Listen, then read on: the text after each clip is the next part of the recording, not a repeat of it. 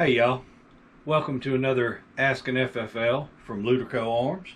Today we're going to talk about something that I hear a lot. It's not always a question, but it's people, I bought a gun, I filled out the paperwork, so now it's registered to me, or I'm worried about selling my gun to somebody else because it's registered to me. And we need to talk about this because Hollywood, the TV and the movie industry have put some misconceptions in y'all's minds about what the government knows and what they don't know. On that note, all I can tell you is what the law says. Now, what rogue government agents do, it's against the law to burn people in their church or, shoot their wife, but the government's done it. But as far as the law goes, the government is not allowed to keep a registry of firearms owners. 1986, the Firearms Owners Protection Act made that illegal. Now, there are states that have state registries, and they're also illegal according to FOPA, but those states do it anyway, and the federal government has not seen fit to slap them in the hand. I don't have a cheat sheet for this because I don't live in one of those states, but those states that have some form of registration or another, the District of Columbia, Hawaii, New York, California, Maryland, Connecticut, New Jersey, places like that. I can't tell you what those states do with your information. Nothing good is all I know. But as far as if you live in a state other than those, there is no registration. And I know people are like, well, I filled this form out when I bought my gun. This form doesn't go to the government. This form stays with the firearms dealer. For instance, if I do your transfer, this form goes in my file cabinet. The only information on this form that the government gets is whatever you hear me telling them when I do your background check, which is your name, identifying information. The only thing that they know from that is whether you're buying a long arm, a short handgun, or other receiver. And they're required to destroy that information after a period of time. So they don't get what gun it is, what the serial number it is. They don't get any of that information.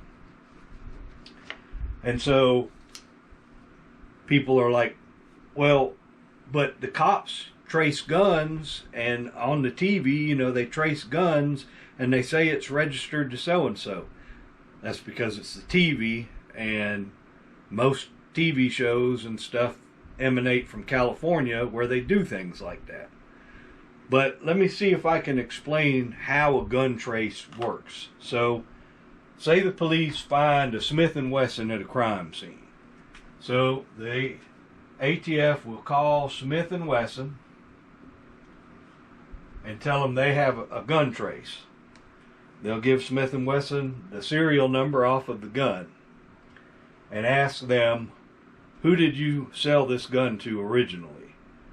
So Smith & Wesson will look through their stuff, and let's just say they sold it to a wholesaler, which would be somebody like Davidsons, who does business selling to gun dealers and FFLs.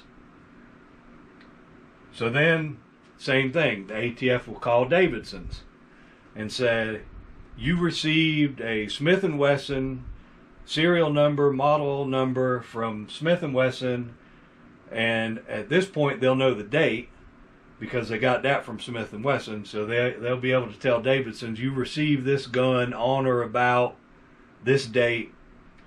We need to know where you transferred it to, who you sold it to. So Davidsons will look through their records and they'll say, okay, we sold that gun to Academy. So Academy ATF will call Academy. Same thing. Davidsons transferred a Smith & Wesson model number, serial number on such and such a date to you, and we need to know who you sold it to. And then Academy will go through their records, and they'll call the ATF back, and they'll say, we sold that gun to John Smith.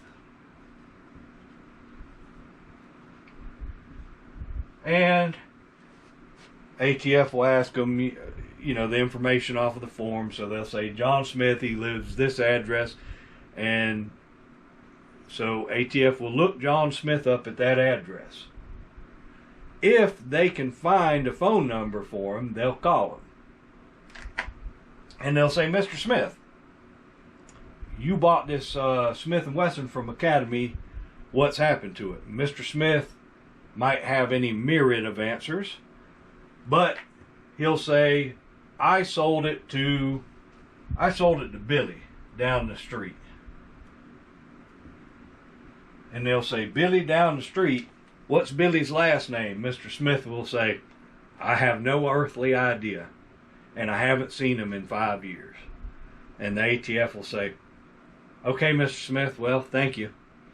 Because Mr. Smith, being a citizen, is not required to keep track of who he sold his personal property to. Mr. Smith is not a FFL, he's just a private citizen. As a private citizen, you are not required to keep records of who you sell your gun to in a private sale. Your only requirement is that you not knowingly sell it to a person who's not allowed to have a gun, like a felon or a wife beater. Other than that, you are not required to keep any information. So 9 times out of 10, that's how a gun trace goes. They don't ever figure out how the gun got there. Other things that could happen. They could call, same thing, they get to John Smith. John Smith says, I reported that gun stolen. ATF goes, do you have a police report? John Smith says, sure. Here it is. Okay, that gun was stolen. Now, that's the end of the search. The gun was stolen. You could have a house fire. Same thing. Well, Mr. Smith, you have this gun. Yeah, I had a house fire. They came out and, cleared the land after that, and it's gone. It burned up in the house. Okay. Now, the ATF might be wondering how that gun got to a crime scene, but it doesn't matter because that's what happened as far as the last person that they can get a hold of. That's how gun tracks work. They go down the line from the manufacturer to the distributor to the retail outlet, and as far down the line as they can get. But when they get to the end of the line, that's the end of the line. There's no, it's not like you see like CSI where they get a gun and 5 minutes later they know, oh yeah, that was registered to so-and-so. That's Hollywood. That doesn't happen. So, that being said, that's not to say that there aren't rogue elements in the government trying to keep a list of all the guns people have. But they're going to have a real hard time doing it because they don't have most of the information they need to make that list. So hopefully this has helped kind of clear that up. If you want to sell your gun, you don't have to go to an FFL and get a background check. Now, unless your state has laws to that, and I don't know your state's laws. I know the state of South Carolina's laws. If you live in South Carolina, you can sell your gun to anybody you please. It's your gun. It's your personal property. So, hopefully y'all found this information helpful. If you've got any questions that you would like answered, or you need me to go into deeper detail, or if I'm just plain wrong, you can tell me so. That's fine too. Leave us a comment, send us an email, however you want to do it. I appreciate y'all watching. Appreciate y'all when you like and subscribe to the channel. And y'all have a good one. Thank you.